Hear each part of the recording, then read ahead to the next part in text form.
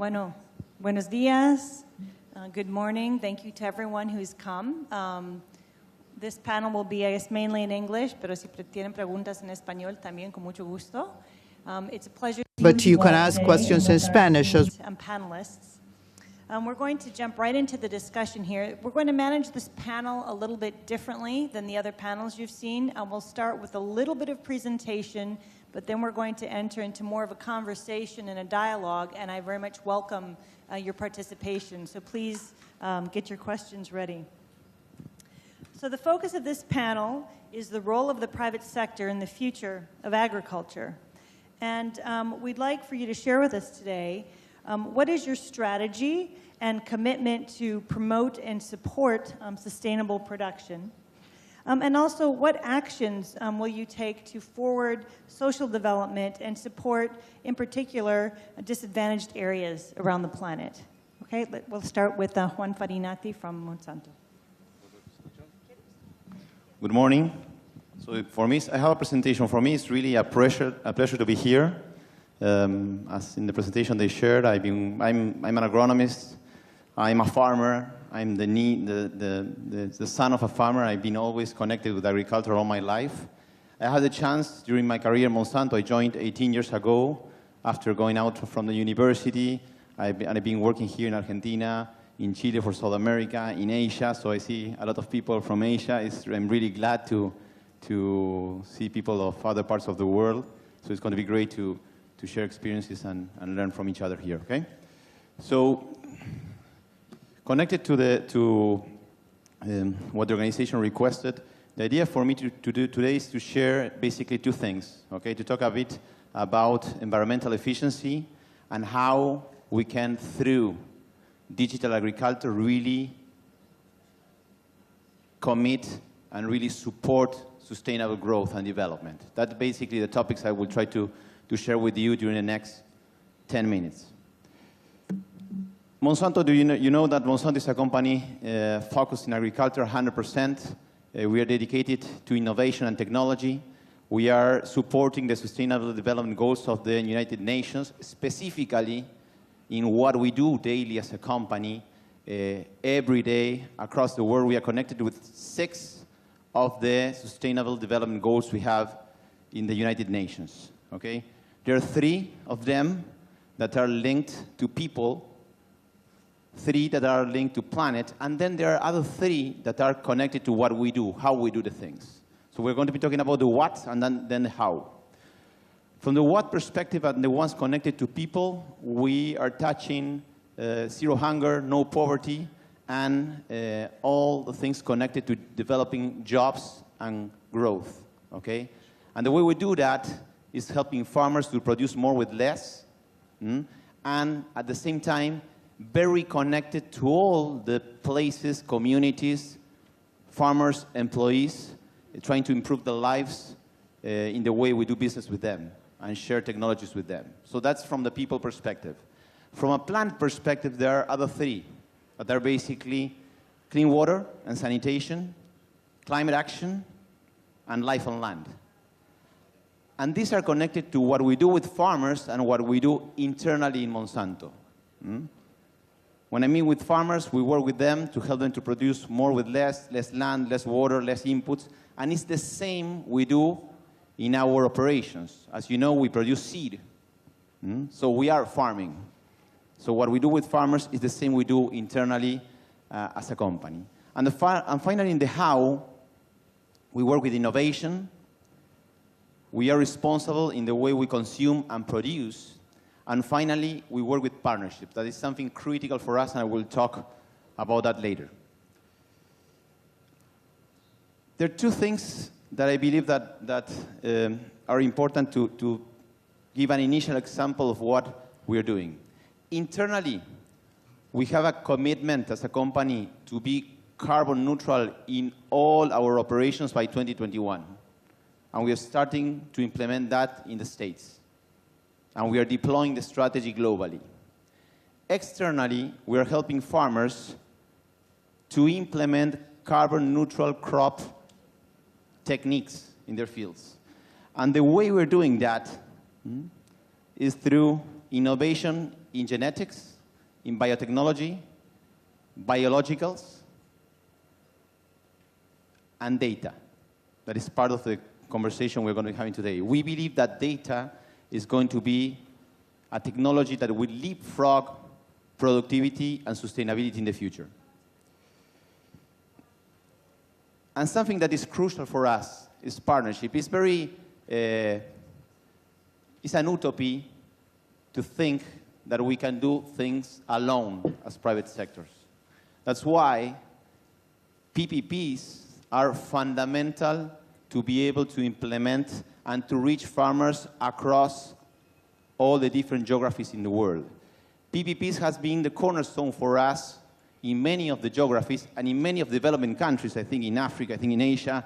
We can share later some great experiences in Indonesia as an example, but have been fundamental for us to reach farmers with technology and really improve their lives. From a PPP perspective, something that is critical for that success is basically how we are able to together give financial support, how we can attract and develop talent for the future, and at the same time, how we can really increase and boost the adoption of technology.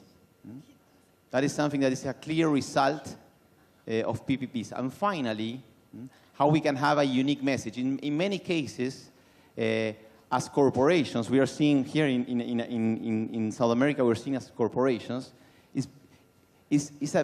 we have a disconnect, and there is a sense of disconnect of what we do and what universities do or other institutions do. I think that working in PPPs and having the chance to have a unique message together of what we do is fundamental, and it's part of the success.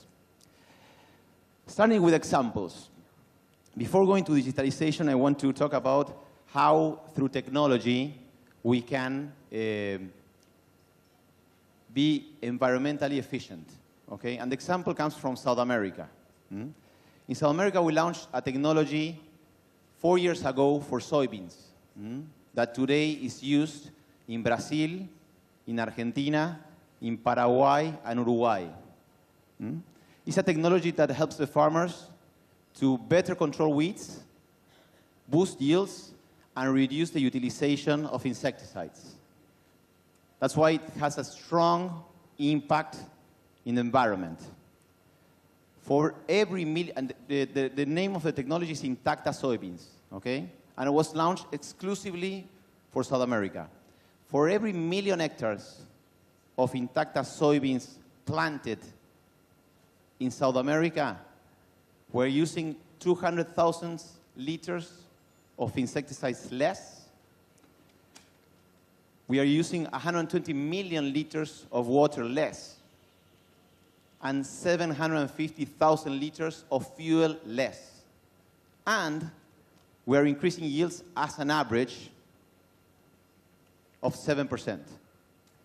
That is what I mean when I'm talking about environment and efficiency. Environment and efficiency.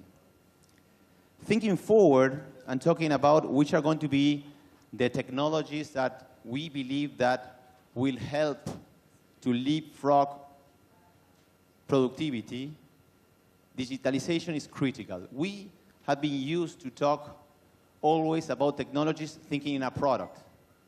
A jug of crop protection, a bag of seed. But now technology will also come in a way of innovation in processes through information.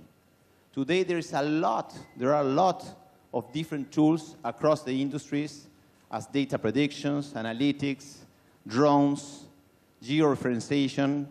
There are multiple tools that currently are used that we can use in agriculture to increase yields. And that's the focus that we have as a company going forward.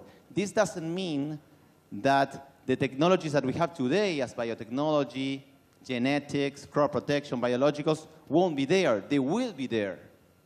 They will be there. And more. But we believe that data will be the glue that will connect these tools to really deliver better results for the farmers. Example, Argentina. We launched this year a platform that is called Prescripciones de Calv. That is basically a platform that gives different tools for the farmers to boost yields in corn. With this technology, the farmers are using around 8 layers of information, including texture of the soils, organic matter, predictions in humidity, prescriptions of how the germplasm will perform in a different kind of soils. We're putting everything together and giving a prescription to the farmer that is sensible in density and hybrid to help them to produce more corn in their land. With these prescriptions, the farmers are today, and this is the data of the last year, and it's what they're starting to implement this season here in Argentina, improving the way they use the resources, reducing the variability by 40% of their yields, and increasing the yields in the range of 6.2% in corn. And we're talking about the most technified farmers in Argentina. And in an easy way, something that we believe is that technology needs to be effective and easy to be used in order to be expanded across many acres or hectares across the world. So today, farmers are starting to use this technology. We have a target for this year to be around in the 5% of the area of Argentina using the technology of prescriptions, and really then starting to expand into other geographies. The same kind of tools we are using in Brazil or in the US with climate field view, that is another technology that Monsanto is offering to the farmers. As a summary, I'm going to be talking about a bit about Argentina and what we see as a country. We believe as a company that we can boost yields in Argentina and we can produce more. This year was a record year in Argentina, historic record, 130 million tons of raw crops in Argentina. We believe that that can move to 180 in 8 years. To do that, there are 4 things that are critical and 1 that will connect the 4, okay? The first one is productivity and profitability for the farmer. The second one is infrastructure. In this kind of countries, infrastructure is fundamental. It's a big part of the cost that the farmer has to run their business. The third one is policies, public and private policies to be able to launch technology in the country. And the last one, sustainability. When we're talking about sustainability, we're talking about crop rotation. That's, as an example, improved a lot in our country during the last years. We're talking about the use of refuge in the case of technologies to protect biotech against insect resistance, and other tools and management recommendations that help to protect the different technologies and the sustainability we need in our fields. But finally, the thing that will connect these 4 key dimensions is innovation, and innovation through information. As I said before, the challenge here is how we can move from innovation of product to innovation of processes and help farmers to produce more with what they have, reducing the impact in the environment. So with that, thank you very much, and I will be open after Hernán's comments to the questions. Thank you very much.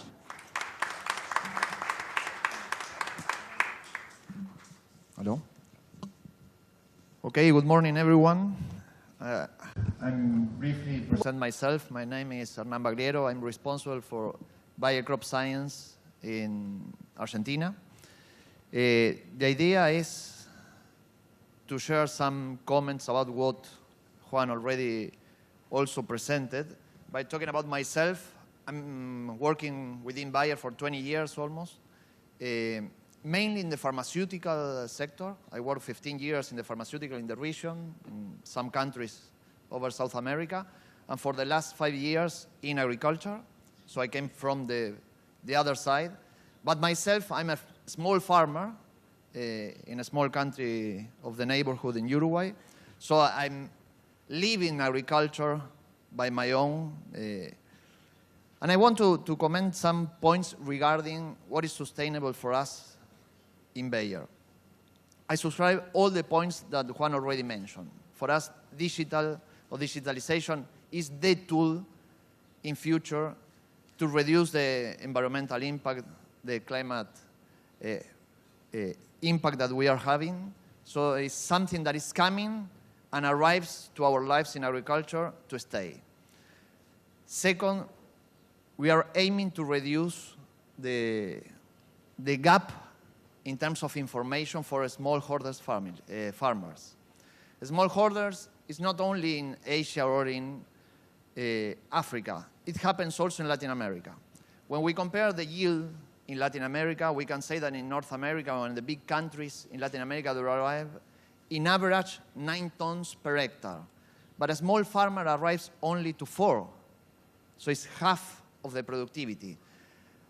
And most of the time, they arrive to less yield, but even to less price, because they don't have access to a transparent market to trade their inputs.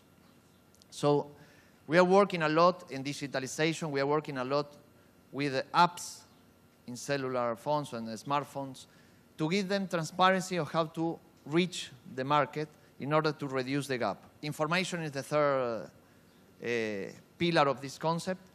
We are giving them information not only about prices, as I mentioned, also in terms of our product, our technologies, aiming also to reduce the gap for them. At the end of the day, we think that we are very, very good working with big farmers.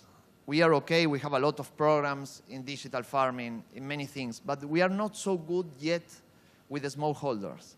And we need the sustainability comes to everyone. For them, sustainability means also economical sustainability, and we need to work to defend that economical sustainability for them.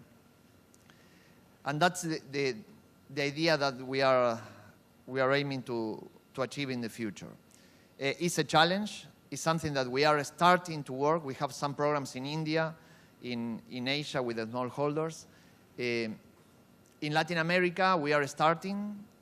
The gap is huge. 50% of increase is a lot. Argentina will reach, as Juan mentioned, 170, 180 million tons, but we need to reach them in a sustainable way. And the same happens for the rest of Latin America. When we compare what small farmers are doing and what the big ones or the technology ones are doing in the market, the gap sometimes is huge. So in order to reduce them, to show them how to work, we're establishing, for instance, in many countries, in Argentina, we are establishing, and we will open it at the end of this year, a Bayer forward farming. It's a farm that we present to them how to work, how to behave in terms of environmental, in terms of agrochemicals, in terms of seeds, in terms of how to treat water, how to treat empty containers. The idea is to show them that it's not impossible, even being a small farmer, to work in a proper way. So we are working in that. We hope we can share that at the end of this year. We will have a launch of this project. It's happening at the same time in every place in the world. Another pillar that is important for us is small crops. If not, we are always ending at the end of the day talking about, in our region, soybean, corn, wheat. Small crop is important, diversity is important. And many times we see that regulatory framework is not helping us to register product, to bring technology to small farmers, to work in small crops. Most of the time they use some products of label because there is no registered product to work in small crops. It's something that we have to work with authorities, because if it costs for a company, international or local, the same amount of money, the same amount of research, the same amount of effort to register a product for a crop of 10,000 hectares in Argentina or in some country, and the same amount of money to register a product for a crop like soybean of 20 million hectares, for sure you will have an overload amount of registration of technology, of products, of whatever for soybean and nothing for small crops. And at the end of the day, we end having small farmers with 60, 100 hectares or less, working in soybean and corn where it's not profitable for them enough. But if they transform, they start to work in other crops, small crops, with better market, with better access to market, better logistic, better prices, they will be able to have a profitable business in a sustainable way in a different area than being ones. So those are the areas that, as company, we are working. Most of the points that Juan presented, digitalization, environmental impact, smallholders, farmers, and locally, buyer-forward farming, an example of how to deal with a perfect farm, and reducing the gap in terms of information of products, technology, and prices, giving transparency in terms of prices for smallholders in Latin America. We hope that this space, this moment is for sharing, for discussion, for questions. So the idea is not to spend another 10 minutes discussing. I prefer to open for an interaction. Thank you very much.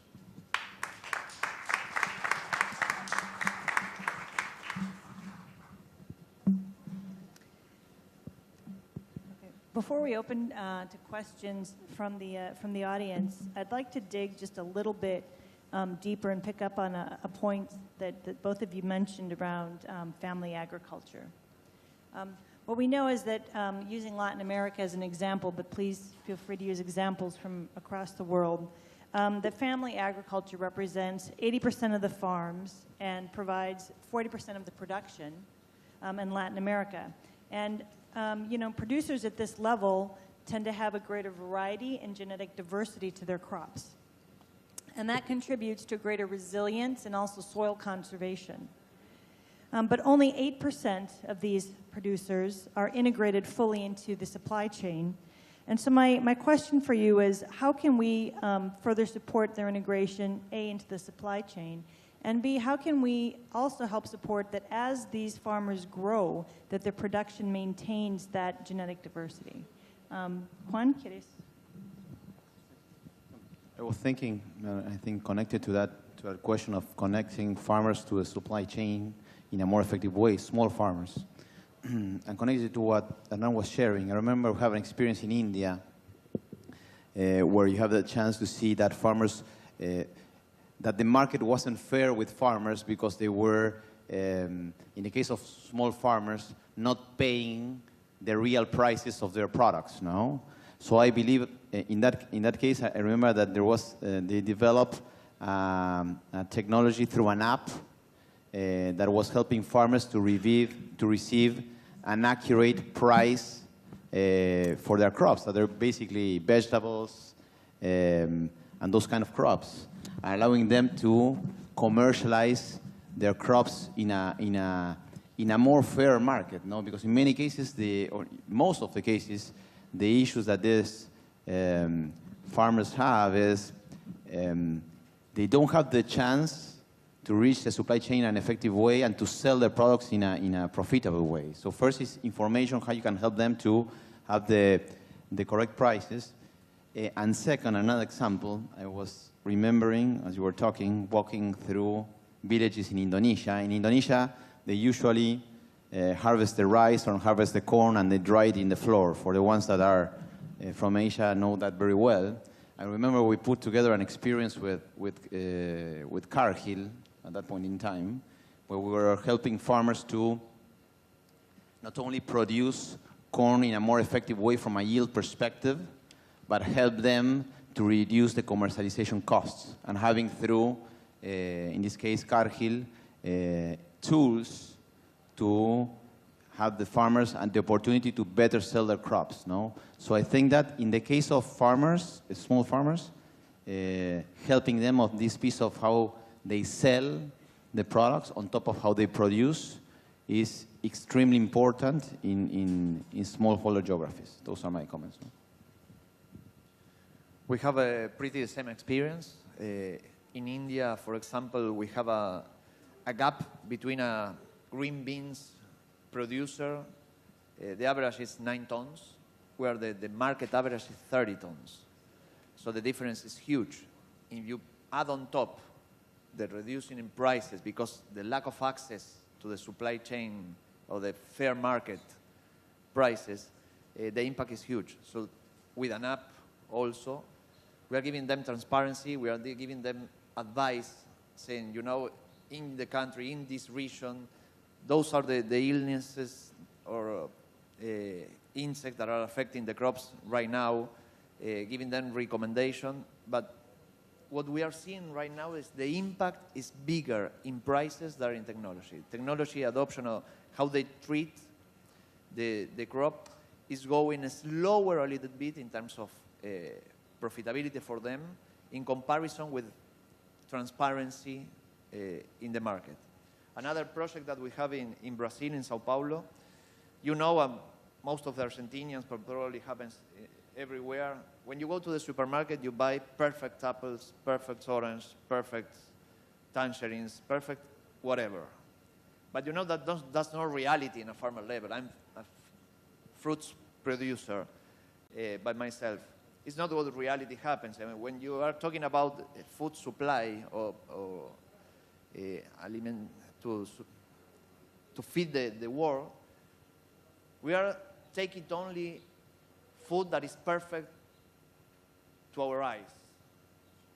And most of the time, we are putting in the garbage a lot of food because it's not perfect, not in terms of nutrition, because it's not perfect in terms of how it looks. So in Brazil, we start with an app in Sao Paulo where we connect small farmers that works in the neighborhood of Sao Paulo. Sao Paulo is a 20 million city. We are connecting those farmers where they are not able to sell to the supermarkets in Sao Paulo because of how they look, the products. We are connected direct with consumers. And we are not talking about organic production. We are not talking about nothing about those points. It's only reducing the supply chain in between and allowing people to access to food, to stuff that they cannot buy at the supermarket at those prices, but they can buy 50, 60% at a lower price because they buy direct for a farmer. It's an apple as we ate when we were, I don't know, 10 years old, 30, in my case, 35 years ago.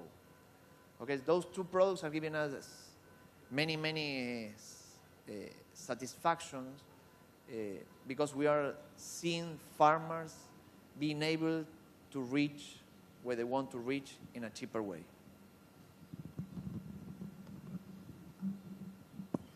I see a lot of hands coming up. Please go ahead. Hello.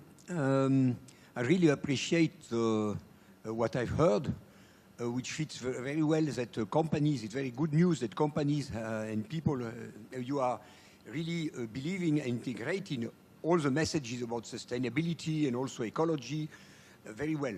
My question is that what do the companies, your companies especially, do in countries where for conservation agriculture adoption, in countries where it's not very well developed, because of course here, in putting inputs, technology, etc., in Siembra Directa, as we know, it is natural because all the market is on that.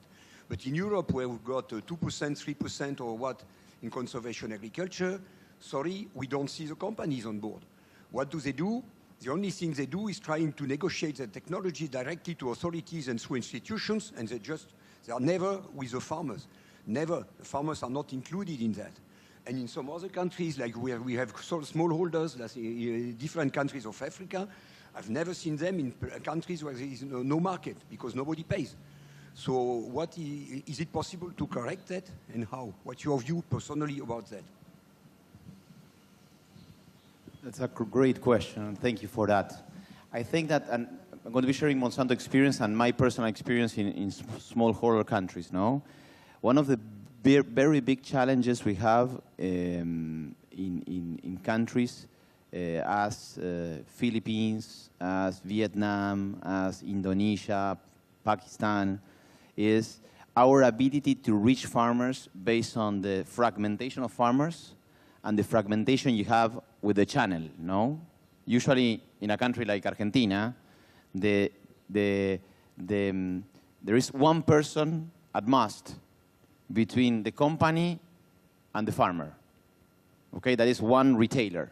Okay, you go to Indonesia, you have 5. No? So our ability to be effective in the way we manage recommendations in those countries is a challenge. And let me give you an example. There's I don't know if there's anyone of the Philippines. No. Okay, I'm going to be giving a Filipino example. Okay, in the Philippines, Philippines is the country that first adopted biotechnology of Southeast Asia. Okay, in corn. And it's a country where corn really grew, but the way the farmers were using corn, or planting corn, was completely unsustainable. Okay, because it's not 2% no tillage, it's 0% no tillage, a lot of slopes. We put in place a program there together with different associations to help farmers from a training perspective to really use techniques to avoid erosion. Okay, really that has been a tremendous challenge because of this. What I'm saying, no, is that the level of fragmentation of the market, the amount of farmers. Here you're talking about 1,000 farmers, there you're talking about millions, no? And the complexity of the channel doesn't help us to make that message go through in an effective way. We launched a project, it was in Asia at that point in time, 3 years ago, that was called Farmers First. Was an application. It wasn't an application because the type of cell phones in many cases in Philippines are the ones that are receiving text messages, are not the ones that maybe had apps. But the farmers were yes, the smartphones. The farmers were logging in them, saying, hey, I'm a farmer of this location. I'm going to be planting corn tomorrow or in 10 days, whatever. And the farmers started, based on that, receiving recommendations by text messages on how to do the crop. Okay? For sure, you cannot do the follow-up in the farm because there are millions of farmers, but we are starting to work or trying to work in building this bridge between the company and the farmer that in this kind of geographies is a tremendous challenge. So I'm not saying that that's perfect, because it's not, and clearly the use of sustainable techniques is not as good as we expect in those countries, but I think that we are doing the effort and trying to build step by step. No, but in the case of the Philippines, there are a lot of challenges with erosion, with basically hydric erosion, because you have typhoons there, they have a lot of slopes. So it's a challenge in those kind of countries, no? To educate the farmer and to help them not only to use a product, but also how to use it, no? Because you have that challenge. Now today, I'm sorry for going long. Today, having 2 passionate Argentinians in a room is difficult. Today, the technology in seed that a farmer has in the Philippines is the same technology that a farmer has in Argentina, from a biotechnology perspective and genetic perspective. The challenge is how you help that farmer that maybe is half an acre to use it effectively and in a sustainable way. But that's something what we're trying to do, okay? Really short, I subscribe everything that Juan already mentioned. We do see that things are improving, but basically we believe that technology will help us to bridge these 5-6 steps in between. We already, for instance, in India, we hired thousands of sales reps, but we are giving our farmers smartphones with the application. A smartphone today is not something that avoid a company like us or a farmer to have technology. So we are investing in that because it changed their life many times in the fastest way that, I don't know, another GMO crop, whatever, another technology. So a smartphone is helping us to reach them much more efficient but fast. So they're receiving the same recommendation in a very, very small country in Africa that they receive here in Argentina or in Latin America. I'm going to, wait, hold on a second. I'm going to take moderator's advantage here and throw in one of my questions first. I just want to go a little bit deeper on technology and actually add a nutrition component to this. Because what we know worldwide is if you look at the research and development that is invested by public and private sector, the private sector is actually contributing 21% of that research and development. And that's particularly critical in a region like Latin America, which is compared to other countries where about 3 times less inversions happen from the public sector. But on top of that, I want to add that little bit of a nutrition twist, because the other thing we know is that since the Green Revolution, when the focus was very much on increasing productivity for all of the right reasons, over time what's happened is that focus on the sustainability of the crop and the longevity and that productivity has actually reduced the nutritional content. And there was a study that just came out a couple days ago now from Harvard that demonstrates that climate change is actually going to exacerbate that problem, particularly for protein-rich crops. So in countries where a lot of the population is really counting on beans and rice, et cetera, as their main source of food, this could actually lead to really strong problems around stunting and other things like this. So what, if anything, could be the role of the private sector, given all this technology, given all this investment, to help, change that problem and turn it back around? We'll start with you, Hernan. It's a very, very important point. We are seeing that. Most of Bayer is a company that invests 1 billion, a little bit more than 1 billion euro per year in research. And we are seeing over the last years that research are going faster in that direction. It's not only amount of foods, it's the quality of food or what food brings to people in daily life. Biodiversity, as you mentioned, it's a point, but for that, as I mentioned in my brief introduction, we need to take care of our small farmers. If we continue working on researching or investing only in big crops, we will lose smallholders who feed population within the country. We've seen in soybean, we are feeding in Latin America, we are supplying with soybean the rest of the world, probably, mostly, Asia, Europe also, but we are forgetting about the smallholder who brings food to our table every day. So both companies, we have our division of small crops or fruits, veggies, and we are seeing over the last years how they are growing. Growing in technology, growing in focus mainly, growing in internal focus. Because they open the door, you can talk to society. One of the biggest challenges that we have as an industry to talk to society, when you talk to society in my neighborhood, you are not talking about soybean or corn for feeding animals. You talk about tomato, potato, fruits, vegetables in general.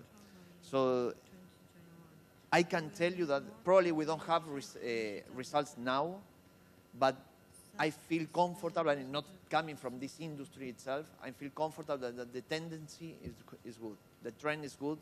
Our companies are moving forward in that direction, researching, and again, launching technology with better result in terms of nutrients, in terms of protein for our people.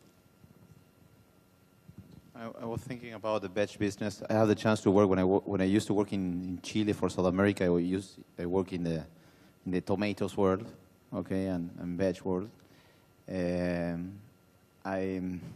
Something is interesting is during the last 10 years, I believe that the companies have been heavily investing in vegetables. Talking about veggies, I'm talking about tomatoes, but also watermelons and other different crops. Today, initially the focus was yield and disease, R&D, that is moving from yield, disease, and content, quality, okay?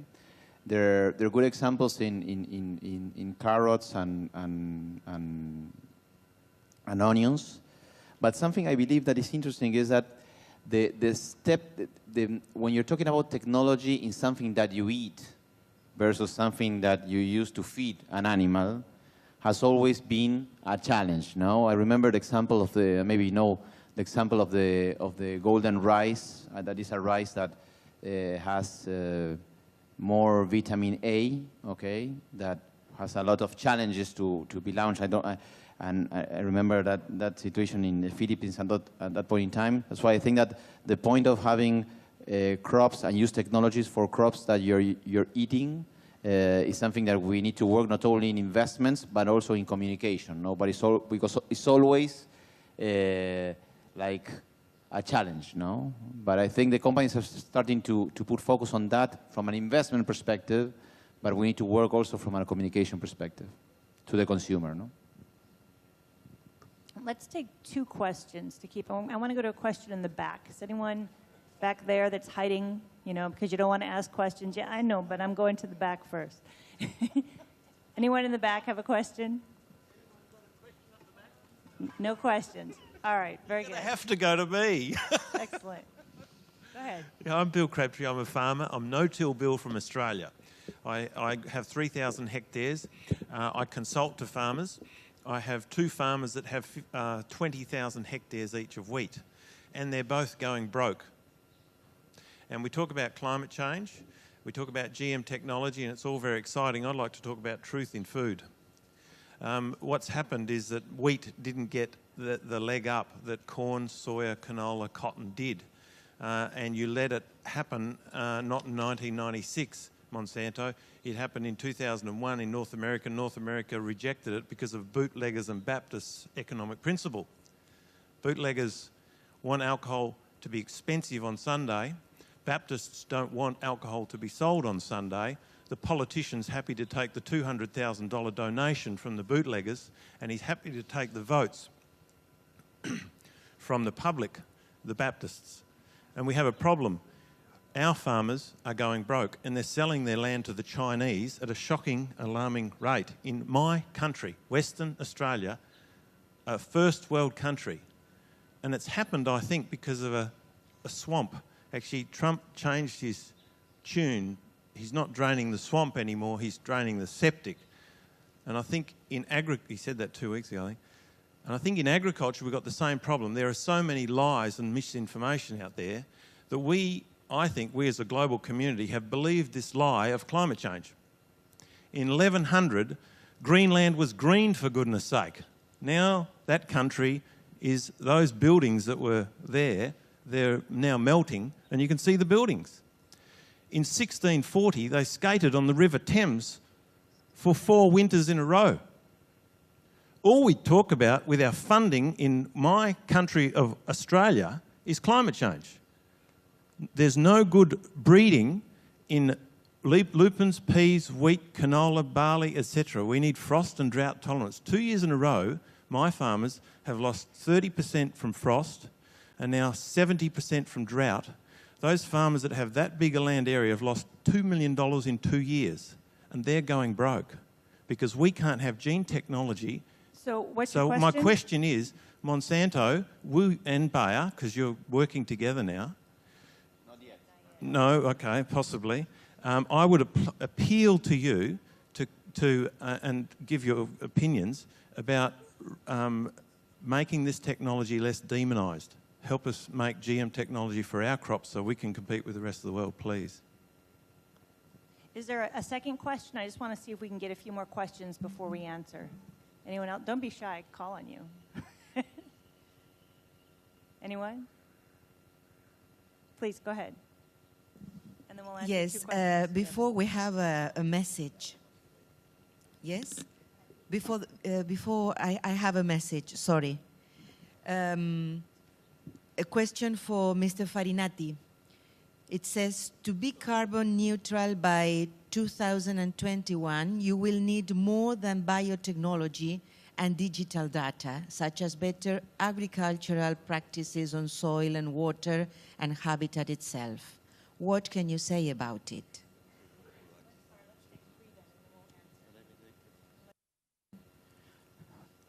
for both speakers. Is there any kind of financial support or a commitment to help the long-term trial about conservation and agriculture around the world? So there's three questions. One's around GM technology, one's around conservation agriculture around the world, and the other specifically on Monsanto's carbon neutral. You want to start with that one? Okay. Thank you for that question of the carbon neutral piece I shared. When I was sharing about that, carbon neutral is in our operations, okay? So we run operations across the world. We produce seed, and as you know, in many countries of the world. And what we are committing is to be carbon neutral in our operations by 2021, okay? And for that, we are going to be using many of the technologies and techniques that you were sharing in the question, okay? I didn't meant that we are going to be we are going to be making the world to be carbon neutral. We're talking about our operations. So thank you for the question, okay?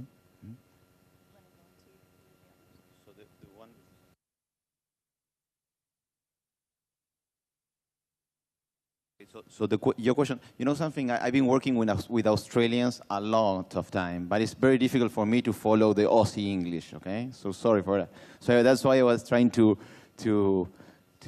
your topic is why we don't invest in other crops with biotech to help farmers to be more efficient as wheat. That's your question, as a summary. Clearly, my thought there is that we as companies, in the case of row crops, okay, we are currently focused in corn, soybeans, cotton as Monsanto. But in the case of Australia, we provide technology and canola. We provide technology for cotton and canola there. But clearly, we made different analysis in the case of wheat. We didn't make the decision of how. And by the way, we've been having some partnerships in Australia. I don't remember the partner there, the name, to work on wheat. But up to now, we are focusing those crops. But I understand your concern, no? Saying, hey, how we can jump and provide technologies not only in row crops or big row crops, and move into other kind of crops, no? But in the case of wheat, we are in an analysis stage right now. Okay. Just adding what Juan already mentioned. For us, the focus before the intention of acquiring Monsanto, our focus was wheat and soybean. So probably in that case, Bayer has something coming soon into the market in terms of wheat. For us, it's basically because it's an European company. Wheat in Europe is something very important. So it's a focus crop for us until now. Now is from the intention of the acquisition of Monsanto, corn also is adding to the basket. So. And coming back to the conservation of the agriculture, yes, we have some programs worldwide. Mainly it's starting in Africa, in Asia. In Latin America, it's much more personal driven by us, honestly. Brazil have something. Here in Argentina, we are starting. We have some programs. But the perception when we talk with the European people of Northern Hemisphere is agriculture in Latin America is already developed. Is what they have as an image in comparison with Africa, with other places. But when you go through Latin America to small countries or to Central America, we need the needs. So we are trying to finance some programs with our own resource in Latin America. We are much more focused on experimentation, so we are not talking a lot about what we are doing. We try to do, to have success, and then to share with our headquarters many times. But yes, globally, Bayer has a department only focused in smallholder family and farmers and conservation agriculture. Our aiming in future is we need to talk to society. We need to talk what we are doing. Bayer is coming from a pharmaceutical company known from 150 years and entering much more in the agriculture, mainly in Americas, from Canada to Argentina. But we need to talk to society. And for that, we need to enter much more in to talk or to discuss with people about conservation, about environmental, about our impact producing food.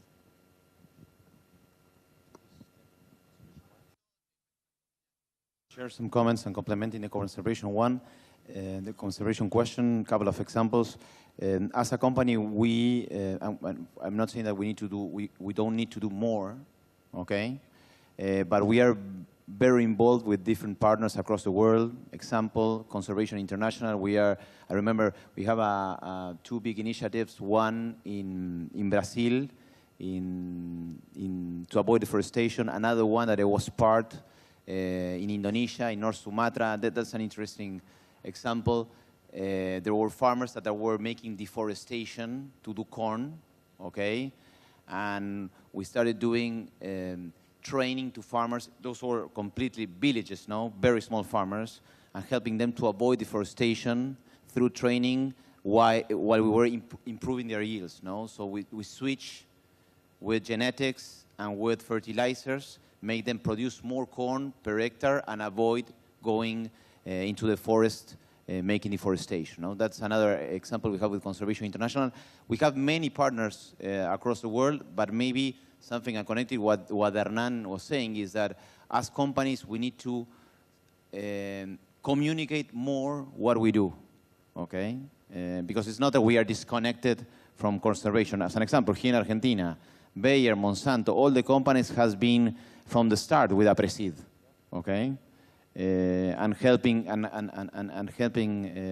no tillage here grows. I think that we need to do more, but we also need to communicate what we do. But there are many projects around the world supporting conservation coming at least from Monsanto. Okay? I believe we're out of time. I'm just confirming. Yes? Time up, or do we have time for one last one? No? Okay. Very good. Well, very, very quickly, let's take one last question from the gentleman right there, and we have like 30 seconds.